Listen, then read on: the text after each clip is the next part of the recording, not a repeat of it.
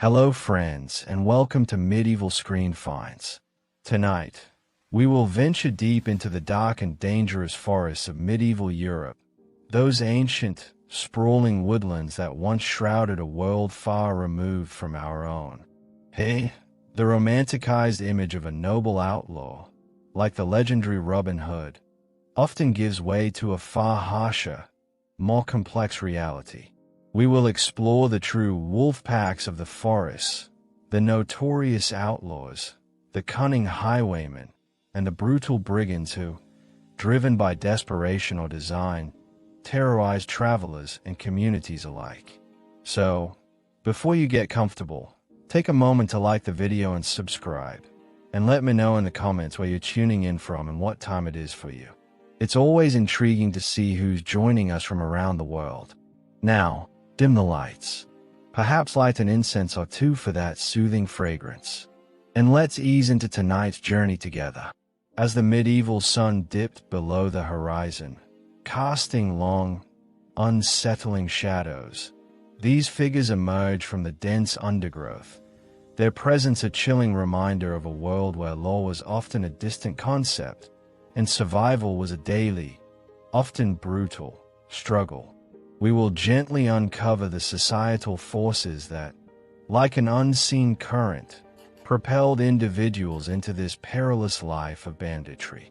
We will examine, without sensationalism, their methods of survival and crime, understanding the stark choices that defined their existence. And, finally, we will explore the profound impact they had on medieval society, shaping trade routes, influencing the reach of kings, and leaving an indelible mark on the collective psyche of a people living under the long shadow of fear.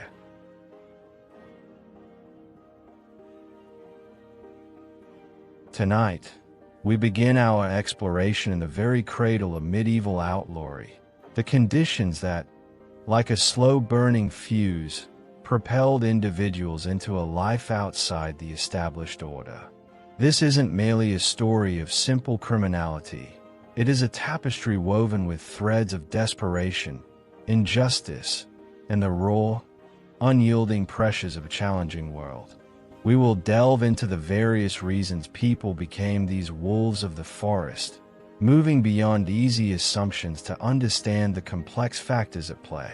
Picture the harsh realities of medieval life. For the vast majority, existence was tethered to the land, a continuous cycle of sowing and reaping, often punctuated by scarcity. Poverty was not merely a state of being, it was a pervasive condition, a constant companion for much of the agrarian populace. The bounty of the harvest was rarely assured. Crop failures, often due to unpredictable weather patterns or devastating blights, were not mere inconveniences. They were catastrophic events that could plunge entire regions into widespread famine. When the granaries were empty and the fields lay fallow, promising no future yield, desperate individuals faced an impossible choice: succumb to starvation, or seek survival through illicit means. For many, the path to outlawry began not with malice, but with the gnawing pangs of hunger and the desperate need to feed oneself and one's family. The law, in such moments, became a distant echo against the immediate roar of an empty stomach. Beyond the immediate threat of hunger lay the ever-present specter of dispossession and landlessness. Medieval society was built upon a rigid hierarchy, with land as the ultimate measure of wealth and status. Yet, this stability was often precarious. Peasants, who had tilled the same plots for generations, could find themselves evicted from their lands due to a lord's whim, a change in ownership, or an inability to meet ever-increasing demands. Former soldiers, discharged after arduous campaigns, often returned home to find their previous lives gone, their skills in warfare providing little solace in a peaceful village. Without land, without legitimate employment, these individuals formed a growing pool of rootless, desperate people, cast adrift from the social moorings that defined existence. Imagine the profound sense of loss, the simmering resentment, as one watched the familiar landscape of their life recede, leaving only the wild, untamed forest as a potential refuge. Adding to these burdens was the often heavy hand of feudal oppression. The feudal system, while providing a semblance of order, also imposed immense burdens on the common folk. Taxation, often arbitrary and crushing, could strip away what little surplus a family managed to produce. Forced labor, known as corvée, demanded precious time and energy, diverting it from their own fields. And justice, far from being impartial, was often dispensed by the very lords who benefited from these impositions. Arbitrary punishments, fines, and rulings could push individuals to their breaking point, sometimes leading to outright rebellion, or more commonly, a flight to the forest, seeking to escape the oppressive yoke of their masters. In such circumstances, the act of becoming an outlaw was not merely a criminal choice, but often a desperate act of resistance against a system that offered no other recourse. The forest itself played a crucial, almost sentient, role in this narrative. For the medieval mind, the forest was a place of deep symbolism, a realm both feared and revered. It was the wild antithesis to cultivated land, a place where the rules of man often gave way to the ancient laws of nature. It was a realm of shadowed paths, echoing silences, and unseen eyes. Yet, for the desperate, it was also a sanctuary, a place beyond the immediate reach of lords and law. The dense woodlands provided ideal hiding places, natural concealment for makeshift camps, and intricate networks of escape routes, allowing bandit groups to melt away into the green depths at the first sign of pursuit. The very vastness and treacherousness of the medieval forest presented immense challenges for medieval law enforcement. The sheriffs, bailiffs, and local levies who were tasked with tracking and apprehending outlaws. Imagine a small, ill-equipped patrol attempting to navigate a boundless, primeval forest, where every rustle of leaves could signify danger, and every shadow could conceal a watchful eye. The forest, in essence, became the outlaw's greatest ally, offering both a shield and a formidable weapon against those who sought to bring them to justice. Legally, to be an outlaw was to be stripped of all human rights, a chilling declaration that separated one from the very fabric of society. The term caput lupinum, or wolf's head, was not merely a poetic description. It was a legal pronouncement meaning an individual was literally outside the law's protection. They could be killed on sight, their life holding no more value than that of a wild animal. The reasons for such a declaration varied: flight from justice after committing a grave crime like murder, theft, or assault, failure to appear in court, which in itself was a serious offense. Sometimes, political dissent against the ruling power. Once declared a wolf's head, there was no turning back. It meant the complete severance of ties with established society, forcing outlaws to rely entirely on each other, forging new, often brutal, loyalties, and operating within illicit networks to survive. The world they knew was gone, replaced by the unforgiving law of the wild. Among the ranks of medieval outlaws, a significant number were former soldiers and disbanded mercenaries. Warfare, while bringing glory to some, often left a trail of human wreckage in its wake. Veterans of protracted conflicts, such as the 100 Years' War or the various Crusades, returned home to a world that often had no place for them. They possessed formidable military skills, the art of combat, the discipline of arms, but often lacked legitimate employment. With their training in violence and their familiarity with hardship, many found themselves drawn, or forced, into a life of banditry. This was particularly true for the Routiers and free companies, large, uncontrolled mercenary bands that, during truces or after the cessation of hostilities, found themselves without paymasters. Rather than disband, they turned their formidable organizational and military prowess to pillaging and banditry, effectively becoming large-scale outlaw gangs. They were disciplined, well-armed, and ruthless, posing a threat far beyond that of individual highwaymen. Their presence could devastate entire regions, leaving behind a swathe of destruction and fear. Beyond economic desperation and the harsh aftermath of war, some individuals became outlaws due to political and social rebellion. These were individuals or groups who opposed specific rulers, challenged unjust laws, or resisted foreign occupation. The Welsh, for example, often found themselves in conflict with English rule, and those who resisted became outlaws in the eyes of the English crown. Similarly, participants in failed peasant revolts or baronial disputes, when their cause collapsed, often had no choice but to flee into the wilderness to escape brutal punishment. For them, outlawry was not merely a choice for survival, but a continuation of a struggle against perceived tyranny, a desperate act of defiance against overwhelming power. Finally, we consider the alluring, yet often illusory, promise of freedom that outlawry seemed to offer. For those trapped in the rigid hierarchy of feudal servitude, bound to the land and to the will of their lords, the forest offered a perceived escape.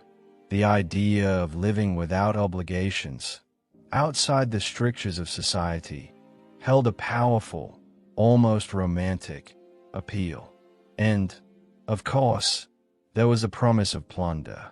The immediate gratification of wealth acquired through robbery, the sudden influx of coin or valuables, could be incredibly tempting.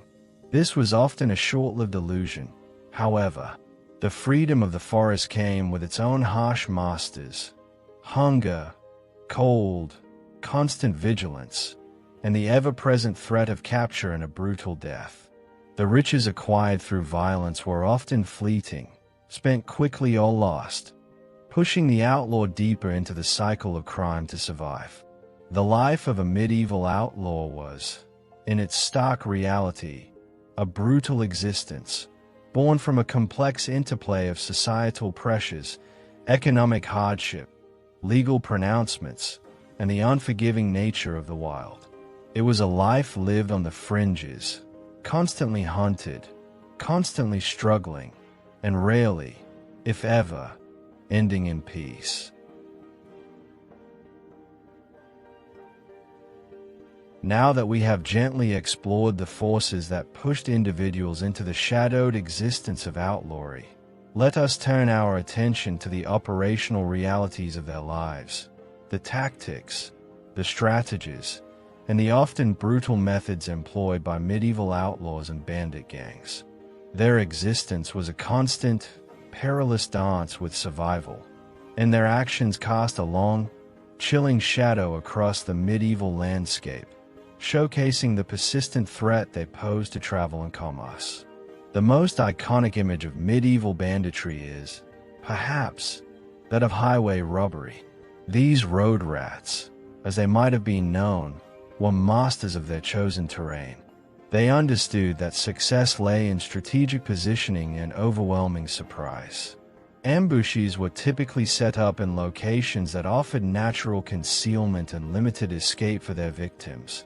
Dense forests where the canopy swallowed the sun, narrow passes where the road compressed, river crossings and bridges that funneled travelers, and isolated stretches of road far from the comforting sight of towns or fortifications. Imagine a merchant caravan, laden with goods, slowly making its way along a muddy track.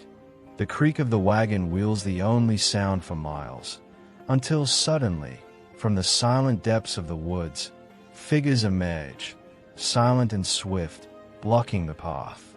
Their targets were carefully chosen. Wealthy merchants, whose wagons might carry precious textiles, spices, or coin, were prime objectives.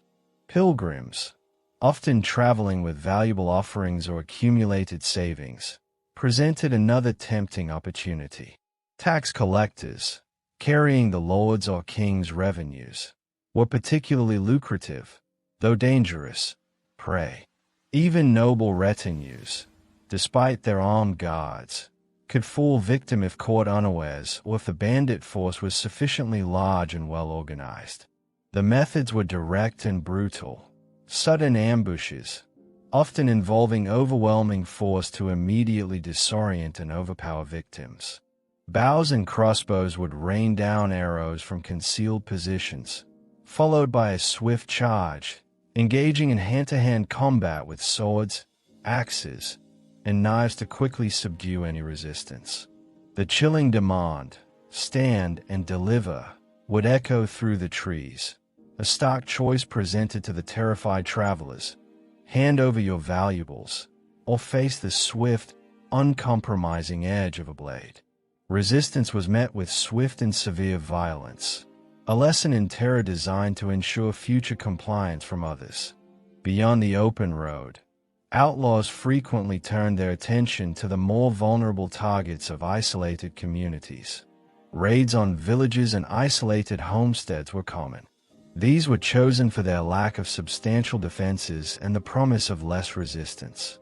Small, undefended villages, individual farms nestled deep in the countryside, secluded monasteries, and even churches, which often held valuable ecclesiastical treasures, were all potential targets. The timing was often crucial. Night raids, under the cloak of darkness, offered the advantage of surprise and disarray. Arson was a frequently employed tactic, used to create diversion, to flush out inhabitants, or to simply demoralize and force surrender through the terrifying spectacle of burning homes. Once a community was subdued, the looting would begin, a systematic stripping of resources, food, livestock, precious metals, and textiles, anything that could be carried away and later sold or used. The impact of such raids went far beyond material loss. They left a lingering psychological scar, a pervasive fear that haunted the survivors long after the outlaws had vanished back into the night. A particularly lucrative, though inherently risky, enterprise for bandit gangs was kidnapping and ransom. The abduction of wealthy individuals or their family members offered the promise of a substantial payout without the immediate danger of a direct confrontation and a robbery. A noble's son, a prosperous merchant, or even a high-ranking cleric could be seized and held in a hidden lair, their freedom contingent upon the delivery of a hefty sum of money or valuable goods. The negotiation for ransom could be a protracted affair, fraught with tension and danger for both captors and captives. The constant threat of discovery by authorities or retaliatory attacks from the victim's family made this a high-stakes endeavor. But for successful gangs, the rewards could be immense. To sustain their operations, outlaws required secure bases, fortified camps, and hidden lairs deep within the wilderness. These forest strongholds were not merely temporary encampments. They were often well-chosen locations, incorporating natural defenses such as rocky outcrops, dense thickets, or elevated positions, and sometimes further fortified with crude palisades or earthworks. These served as secure bases for the gang, places to rest, store plunder, and plan future operations. Maintaining these strongholds required complex supply lines, often illicit, to obtain food, weapons, and other necessities. This might involve raiding, but also coercion of local villagers, who, out of fear, might provide supplies, or even corrupt officials and sympathetic individuals who would turn a blind eye or actively assist in exchange for a share of the spoils. Crucially, successful outlaws possessed an intimate knowledge of the terrain, hidden paths, secret glades, and intricate escape routes, allowing for quick disappearances when pursued by law enforcement. This mastery of their environment made them elusive, almost spectral figures, fading into the green depths as swiftly as they appeared. The tools of their trade were simple but effective, weapons and skills honed by a brutal existence. Bows and crossbows were essential for long-range attacks and ambushes, allowing them to engage targets from a distance before closing in. For close-quarters combat and intimidation, swords, axes, and knives were the primary instruments, wielded with a terrifying proficiency born of necessity. Beyond weaponry, their survival depended on a deep knowledge of the wilderness. Tracking skills allowed them to follow prey or evade pursuers. Foraging ensured a degree of sustenance. Hunting provided meat, and a general mastery of wilderness survival was vital for sustained life in the harsh, unforgiving forest. These were not idle men. They were hardened survivors, their lives a testament to constant adaptation and vigilance. Brutal enforcement and intimidation were not merely incidental byproducts of their violence. They were calculated tools, fundamental to their operational success. The use of violence, torture, and murder was employed to instill deep fear, ensuring compliance from victims and deterring any thought of resistance or informing authorities. The medieval world was a harsh one, and outlaws leveraged this by demonstrating a willingness to inflict extreme suffering. The public display of bodies, often mutilated or disfigured, served as a grim message to authorities and potential informants, a stark warning of the consequences of defiance. There was often no mercy for resistance. Anyone who fought back or appeared to be a threat was quickly and brutally eliminated, serving as a chilling example to others. This systematic use of terror ensured that many communities simply yielded to their demands rather than face their wrath. The disposal of loot was a critical aspect of their operations, requiring a network of illicit connections. Stolen goods, clothing, tools, livestock, and precious items needed to be converted into usable currency or resources. This vital role was played by fencers in nearby towns or villages. These individuals, operating in the shadows of legitimate commerce, would buy and resell stolen goods, often at a fraction of their true value, providing the outlaws with the means to acquire necessities. Equally crucial were information networks. Spies or coerced informants within local communities would gather intelligence on potential targets, such as the movements of wealthy travelers, the routes of tax collectors, or the patrols of troop movements and law enforcement activities. This intelligence was the lifeblood of their operations, allowing them to plan ambushes with precision and avoid capture. In some cases, larger, more organized gangs evolved to implement early forms of protection rackets. Rather than simply raiding, they would coerce nearby villages into providing regular payments or supplies in exchange for protection from other bandits, a chilling promise that often meant protection from the very gang extorting them. Villagers often complied, driven by the profound fear of retaliation and the understanding that local authorities lacked the means or the will to offer reliable protection. This insidious form of control created a layer of complicity and further cemented the outlaws' hold over the rural landscape. The life of a medieval outlaw was one of constant vigilance, strategic brutality, and an intimate understanding of both human fear and the unforgiving wilderness.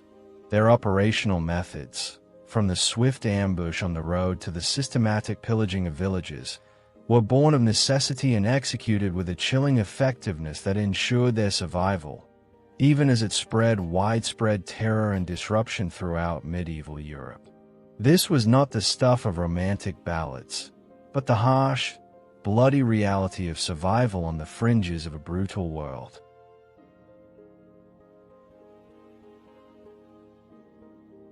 Having gently navigated the perilous methods of medieval outlaws, our journey now leads us to the profound and often devastating consequences of widespread outlawry and banditry on medieval society.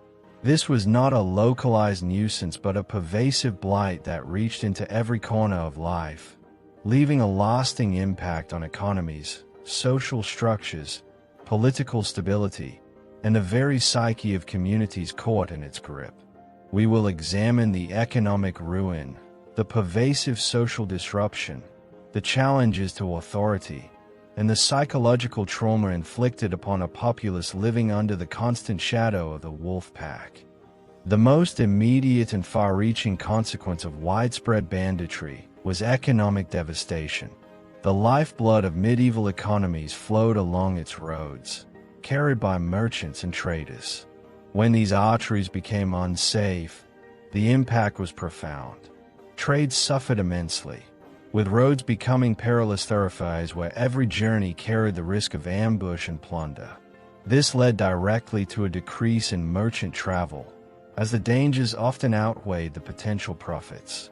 The scarcity of goods, in time, inevitably led to higher prices for what few items could be transported, causing economic stagnation in affected regions and hardship for the common people who relied on these goods. Imagine the ripple effect. A blacksmith in one town cannot acquire the necessary iron, a baker struggles to find affordable grain, and a tailor cannot source fine cloth. The entire delicate ecosystem of medieval commerce faltered. Furthermore, the lords and kings, whose power rested on the steady flow of revenue, suffered significant losses. Tax collectors, often carrying substantial sums of coin collected from villages and markets, were prime targets for ambush. When these collectors were robbed or killed, vital income that funded armies, administrations, and public works simply vanished. Similarly, the ability to collect tolls, a critical source of income for maintaining roads and bridges, was undermined, as merchants avoided dangerous routes or were robbed before they could pay. Beyond trade and taxes, the agricultural backbone of society was also severely impacted. Raids on farms and villages, far from being isolated incidents, led to the systematic destruction of crops, the theft of valuable livestock, and the forced abandonment of fertile land. This, in turn, caused localized food shortages and, in extreme cases, widespread famine, further exacerbating the cycle of poverty and desperation. The cumulative effect was an increase in the costs of security.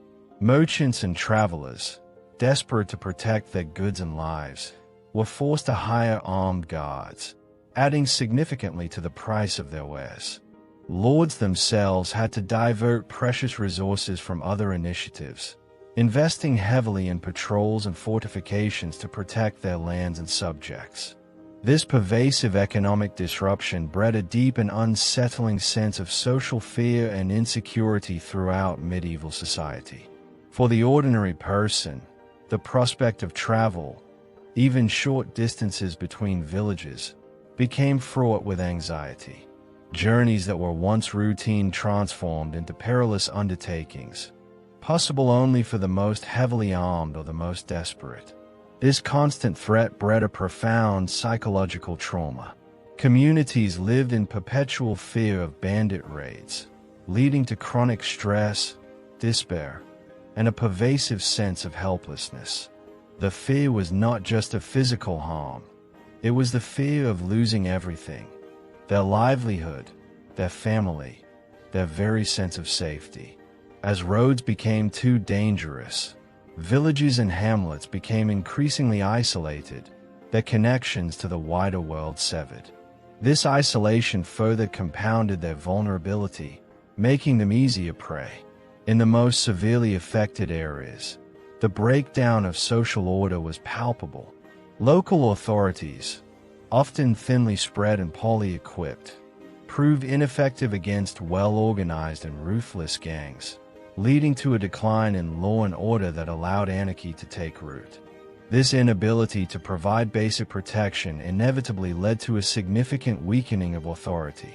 For feudal lords and royal governments, their legitimacy rested, in part, on their ability to maintain peace and protect their subjects. When roads and forests were controlled by outlaws, the very concept of the king's peace was undermined, eroding the authority and legitimacy of those in power in the eyes of the populace. The king's justice, meant to extend throughout the realm, seemed a hollow promise when bandits roamed freely. This forced lords to expend significant resources on hunting down bandits, diverting funds and manpower that could have been used for other initiatives, such as building infrastructure or funding military campaigns. The reputation of a lord or king could rise or fall based on their perceived effectiveness in suppressing these criminal elements. The demographic impact of widespread banditry, while often indirect, was also significant. The constant threat of raids and the general insecurity of rural life led to population displacement. People abandoned dangerous rural areas, seeking safety and security within the walls of fortified towns or castles. This contributed to the growth of urban centers, but simultaneously created vast stretches of deserted lands, further reducing agricultural output and weakening the rural economy. Beyond displacement, direct casualties from bandit attacks, skirmishes with pursuers, and the sheer hardships of outlaw life itself contributed to a grim toll on human lives. In response to this pervasive threat, authorities, despite their limitations, implemented various measures. Kings and powerful lords periodically organized large-scale hunts or expeditions, deploying significant forces to clear out bandit strongholds and reassert control over key territories. These were often temporary solutions, as outlaws would simply disperse and regroup, but they demonstrated a commitment to order. A more lasting response was the widespread building of fortifications. More castles were constructed, fortified manor houses became common, and existing towns invested heavily in strong walls, towers, and gates to offer their inhabitants a greater degree of protection against external threats.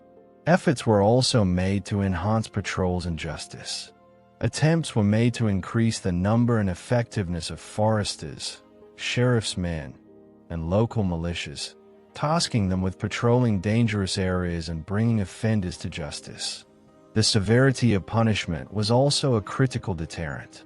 Public executions, such as hanging or beheading, were common for convicted outlaws, with bodies often left on display in prominent locations as a grim warning to others.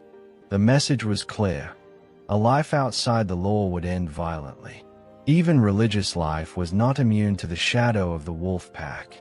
Pilgrimage, a cornerstone of medieval faith, became an extremely hazardous undertaking due to the constant threat of robbery and murder on the roads. Pilgrims often traveled in groups, seeking safety in numbers, but even then, they were vulnerable. Isolated monastic communities, often wealthy and situated in remote areas, were frequent targets for raids and extortion. Some monasteries were even forced to pay protection money to local bandit groups to avoid being plundered, a chilling inversion of their spiritual purpose. In the face of such widespread lawlessness, there arose a popular longing for powerful figures who could bring order and justice to the land, giving rise to good lord narratives. This appeal for justice and a return to peace sets the stage, ironically, for the emergence of characters like Robin Hood and later folklore, figures who, though fictional, embodied the deep-seated desire for a champion against injustice and chaos. The very real and brutal impact of medieval outlawry thus inadvertently fueled the creation of romanticized legends, a testament to humanity's enduring need for hope and order in a world often dominated by fear and uncertainty. The shadow on the road was long, but it also illuminated the aspirations of a society yearning for peace and security.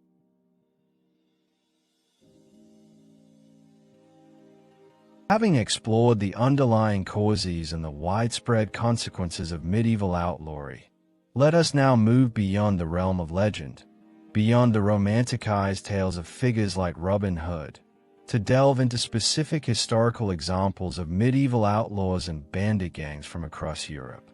These case studies will offer a glimpse into the harsh realities of their lives, the brutal nature of their crimes, and their very real impact, revealing a truth often far more grim than folklore might suggest. We begin in France, in the 14th century, with the infamous Routiers. These were not simply small bands of highwaymen. They were formidable military units, often composed of mercenary companies left unpaid or disbanded during the frequent truces and intervals of the 100 Years' War. Known as the Great Companies, they transformed from soldiers into systematic bandit organizations, wreaking havoc across vast swathes of France. Leaders like Arnaud de Serval, chillingly nicknamed the Archpriest despite his clerical background, exemplify this transition. He was a churchman who became a ruthless mercenary captain and bandit leader, terrorizing regions with his disciplined, well-armed forces. Their devastation was widespread and systematic. Records speak of countless towns and villages pillaged, ransomed, and utterly destroyed by these large, organized groups, often leaving behind not just material ruin but widespread famine as they stripped the land bare. Another notorious group were the Tardviness, literally the latecomers, who arrived after the initial stages of the 100 Years' War and became infamous for their unchecked banditry when the main armies were at rest. These were not desperate individuals, but disciplined, battle-hardened veterans who used their military training to exploit a land weakened by war, their actions blurring the lines between warfare and organized crime. Across the Channel, into the West, we find the compelling story of the Welsh outlaws, particularly prominent from the 13th to the 15th centuries. For many Welsh individuals and groups, becoming an outlaw was less about simple criminality and more about resistance and retaliation against English conquest and oppression. Following events like the Edwardian conquest, many Welsh nobles and their followers, dispossessed and defiant, fled to the wilder parts of their homeland, adopting a life outside English law. They employed effective guerrilla warfare, using their intimate knowledge of the rugged terrain to stage ambushes against English garrisons and settlers.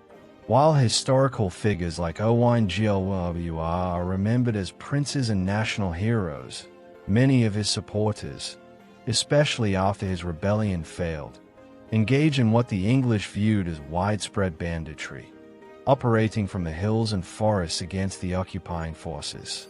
Their actions, while criminal in the eyes of the invaders, were often seen by their own people as acts of defiance and a desperate struggle for autonomy. Moving south to Renaissance-era Italy, though with roots firmly in the medieval period, we encounter the banditti. Here, the phenomenon of disbanded mercenary companies, known as condottieri, often devolved into large-scale bandit organizations. Especially prevalent in the fragmented political landscape of the Papal States and southern Italy, these groups exploited the weak central authority to establish their own domains of terror. What made Italian banditry particularly complex was the frequent involvement of noble bandits. Sometimes, dispossessed nobles or members of feuding families would resort to banditry as a means of survival, to continue a political struggle, or to exact revenge on rivals. These noble-led gangs often controlled vital trade routes, extorting illegal tolls or ambushing merchants with impunity from their fortified strongholds. The lines between private warfare, political struggle, and outright brigandage were often impossibly blurred in the volatile Italian peninsula. Northward, within the sprawling, decentralized Holy Roman Empire, we find the robber barons, or Robritta, active primarily from the 13th to the 15th centuries. The highly fragmented political landscape of the empire, where countless lesser nobles, imperial knights, and local lords held considerable local power, allowed many to effectively act as highwaymen from their castles. These robber barons would levy illegal tolls, wiedzel, on passing merchants or simply raid their goods from their fortified positions. Their noble status and military might effectively made them immune to local justice, as there was no strong central authority capable of reining them in consistently. Their castles, often strategically placed to command vital trade routes along rivers like the Rhine or through mountain passes, became notorious bandit strongholds. From these eyries, They could spot approaching caravans and launch swift attacks, retreating behind their formidable walls before any organized response could be mounted. Attempts by emperors, regional princes, and powerful leagues of cities, like the Hanseatic League and the Swabian League, to suppress these noble-led bandit gangs were frequent, leading to various peace of the land, Landfrieden, efforts that sought to establish a broader legal order and punish those who violated it. Yet, the inherent weakness of central imperial authority and the sheer number of independent lordships often meant these efforts were only temporarily successful, with the Rohrbritter frequently re-emerging after punitive expeditions had passed, sometimes even rebuilding destroyed castles. Their existence underscored the challenges of governance in a politically fragmented realm. In England, particularly in the periods following the Norman conquest and later, we see the emergence of various forest bandits. After 1066, Anglo-Saxon nobles and landholders who lost their lands to Norman invaders sometimes turned to outlawry as a means of survival and continued resistance, much like their Welsh counterparts. Furthermore, the oppressive royal forest laws, established by the Norman kings, which severely restricted access to vast tracts of land and prescribed harsh punishment for poaching, sometimes even death for killing a royal deer, often drove commoners to desperation. What began as simple poaching, a desperate attempt to feed one's family from forbidden royal forests, could easily escalate into broader banditry as individuals became accustomed to living outside the law and acquired the skills necessary for survival in the wilderness. While Robin Hood is a fictional creation, his legend might have been inspired by various localized groups who operated in forests, perhaps with some element of social protest against unjust laws or oppressive overlords. However, the reality of these historical bandits was often far more brutal and less romanticized than the tales suggest, driven more by necessity and self-preservation than by altruism.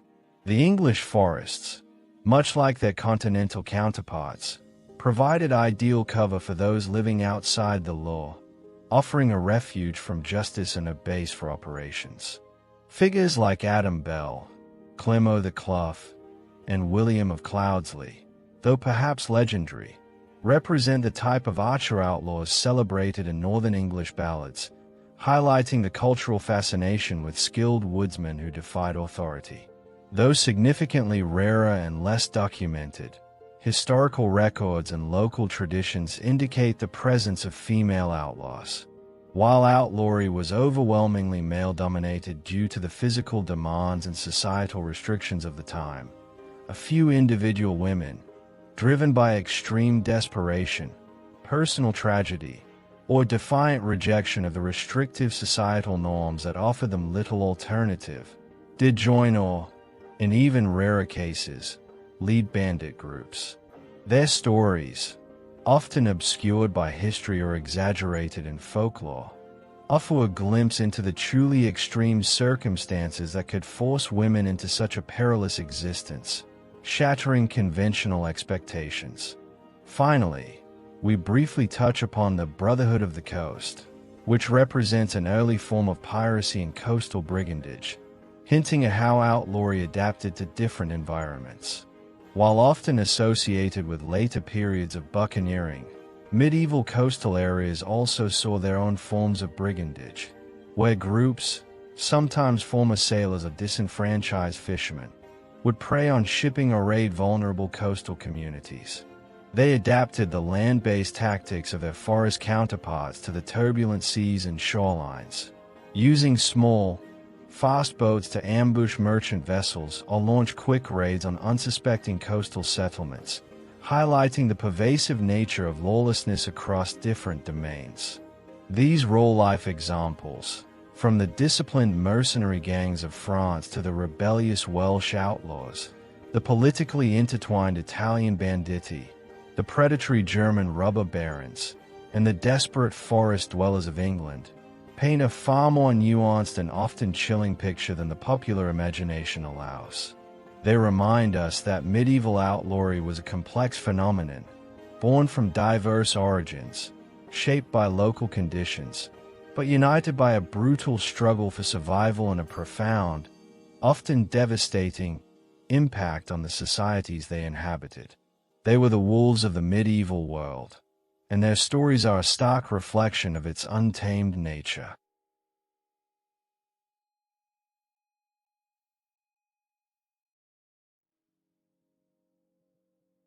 As our quiet journey through the medieval forest draws towards its close, we now turn to the gradual fading of the widespread outlaw phenomenon and the enduring echoes it left behind.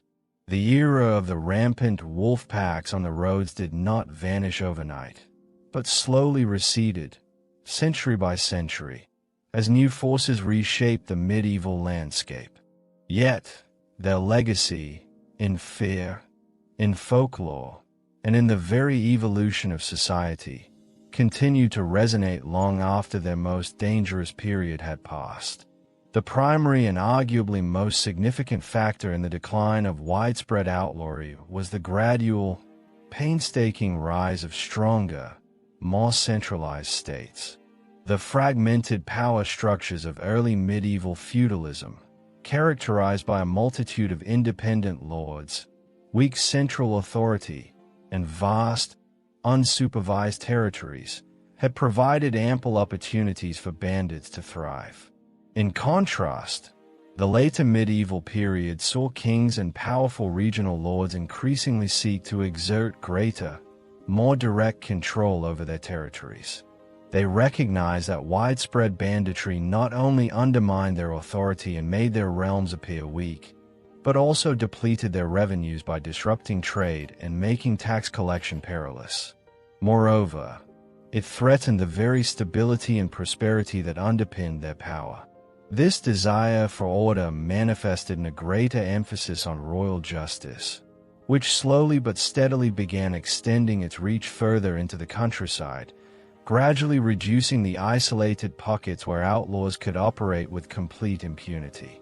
New laws were enacted or existing ones were more rigorously enforced, and the concept of the king's peace became less of an abstract ideal and more of a practical, if still aspirational, reality for ordinary people. This process was slow and arduous, often met with resistance, but its cumulative effect was profound. Alongside this political centralization came the gradual development of more effective and professional law enforcement mechanisms. While medieval policing was rudimentary by modern standards, significant improvements were made over time. Sheriffs and their deputies, once often corrupt or ineffective local appointees, gained more authority and resources, allowing them to organize more effective pursuits and bring more offenders to justice. The hue and cry system, where all able-bodied men were legally obligated to pursue a criminal, became more formalized, and the consequences for not participating more severe. Local militias, once disorganized levies, were sometimes better trained and equipped to defend their communities, making raids riskier and less profitable for bandit gangs. The establishment of standing armies, or at least more permanent forces at the disposal of the crown or powerful princes, meant that large-scale Routier-type gangs could be met with overwhelming military force rather than just local, ad hoc levies. Imagine the slow, painstaking process of building up these systems. The establishment of royal courts, the appointment of itinerant judges, the creation of more defined legal procedures, and the gradual assertion of a single, overarching legal authority over the myriad local customs and jurisdictions. Each step, however small, contributed to tightening the net around those who lived outside the law. Changes in infrastructure and land use also played a subtle but significant role in diminishing the outlaws' dominance. As trade routes became more vital to burgeoning economies, investment in maintaining roads, bridges, and fortified way stations increased. While still rudimentary by modern standards, these improvements made travel somewhat safer and, crucially, facilitated the quicker movement of troops and law enforcement, reducing the vast, isolated stretches of wilderness that had once been ideal for ambushes and hidden lairs. The construction of more towns, villages, and fortified settlements meant fewer truly wild areas, and more places for travelers to find refuge and for authorities to coordinate responses. Forests were slowly but surely cleared for agriculture, timber, and settlement, shrinking the very domain that had offered outlaws their sanctuary. The landscape itself, slowly but surely, became less amenable to the free-roaming bandit, forcing them into ever smaller, more remote pockets. Furthermore, the very economic conditions that had driven many into outlawry also began to shift, albeit unevenly and over centuries. The demographic and economic recovery from devastating events like the Black Death and periods of relative agricultural prosperity and innovation meant that fewer people were driven to absolute desperation and starvation, which had been a major impetus for turning to banditry. While poverty remained a constant and often crushing reality for the majority, the immediate existential threat that pushed so many into crime sometimes receded, offering alternative, albeit meager, means of survival and legitimate, if arduous, work. The growth of nascent industries, specialized crafts, and larger urban centers also offered some new forms of employment, however difficult, for those who might otherwise have been dispossessed and rootless in the countryside. The overall improvement in economic stability, even if incremental, reduced the sheer number of desperate individuals willing to risk outlawry. Yet, despite this general decline, banditry never truly disappeared. It merely transformed and adapted. Even in later periods, and indeed into modern times, localized forms of banditry persisted, particularly in regions with weak governance, difficult or mountainous terrain, or where social and economic inequalities remained acute. The mountains of Sicily, the vast plains of Spain, the remote borderlands of Scotland, and the dense forests of Eastern Europe continued to harbor pockets of resistance, smuggling, and criminal activity long after the golden age of highwaymen in the more developed parts of Europe. The underlying conditions that breed lawlessness, poverty, injustice, corruption, lack of opportunity, and the allure of illicit gain are, after all, enduring aspects of the human condition. The wolf pack of the forest, though diminished in its medieval form, finds intriguing, if abstract, modern parallels. While the specific context of feudal Europe, with its vast wildlands and rudimentary justice, is gone, the core characteristics of organized violence, territorial control, the exploitation of weak governance, the reliance on intimidation and fear, and the establishment of illicit economies persist in various forms. Modern organized crime syndicates, for instance, operate with striking similarities, establishing control over certain territories, intimidating rivals and communities through violence or the threat of it, and building vast illegal networks to traffic goods and services. They often flourish where state control is weak or corrupt, just as medieval bandits did. Even some rebel groups or non-state actors in various parts of the world, operating outside established law and challenging state authority through violence and intimidation, can be seen as distant echoes of the medieval routier companies, seizing control of resources and extorting populations in areas where central governance is absent or deeply compromised.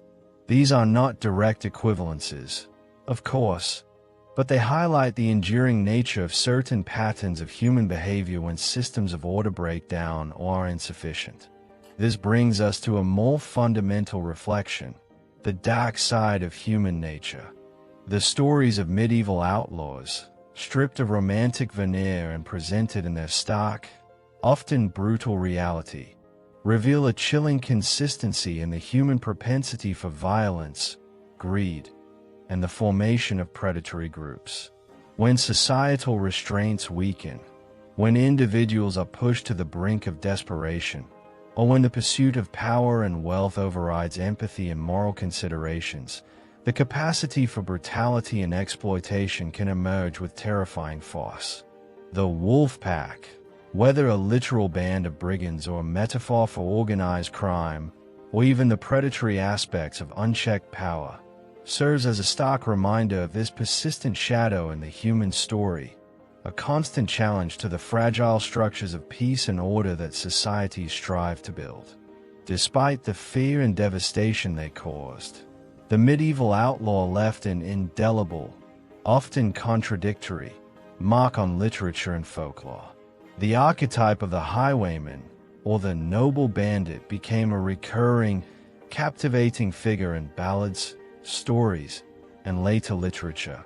From the English Robin Hood to the German Schinderhannes and the Italian Fra Diavolo, they were often depicted with a curious mix of fear and fascination, sometimes as ruthless villains, other times as defiant champions of the oppressed, or simply as daring adventurers.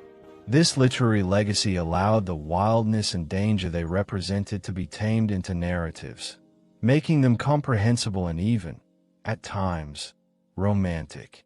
The deep forests, once literal hiding places for dangerous men, continued to be associated with danger, mystery, and hidden threats in popular culture, becoming symbolic realms where conventional rules did not apply, and where wildness, both human and natural, reigned. From the dark woods of Grimm's fairy tales to the perilous forests of modern fantasy novels and films, the image of the mysterious, untamed woods as a place of both peril and refuge persists, an echo of the very real fears and compelling legends born in the medieval era. These stories serve as a cultural memory, a way for us to process the chaos and uncertainty of the past through the lens of timeless archetypes. The wolf packs of the forests, the notorious outlaws and brigands of medieval Europe, represent a brutal yet profoundly revealing chapter in our shared history. Born from the crucible of desperation, fueled by conflict, and enabled by the vast, untamed wilderness, these figures were, in their stark reality, far removed from the noble champions of legend. They were agents of economic ruin, instilling pervasive fear in communities, and directly challenging the very foundations of medieval governance. Their lives were a testament to hardship, their actions a stark reflection of a world where survival often demanded ruthless choices. While the specific era of widespread highwaymen and forest brigands eventually faded with the rise of stronger, more centralized states and the slow, arduous development of more effective law enforcement, their story continues to resonate. It serves as a powerful, if uncomfortable, reminder of the harsh realities of life outside the protection of law, of the enduring human struggle against violence and chaos, and of the persistent, predatory nature of organized crime throughout history. As we gently draw this historical exploration to a close, let the echoes of these forgotten lives settle in your mind. The sounds of the medieval forest, once filled with the silent tread of desperate men and the rustle of fear, now soften into the quiet of the night. Rest well, knowing that the shadows of the past, though intriguing, are now merely whispers in the long, comforting sleep of history.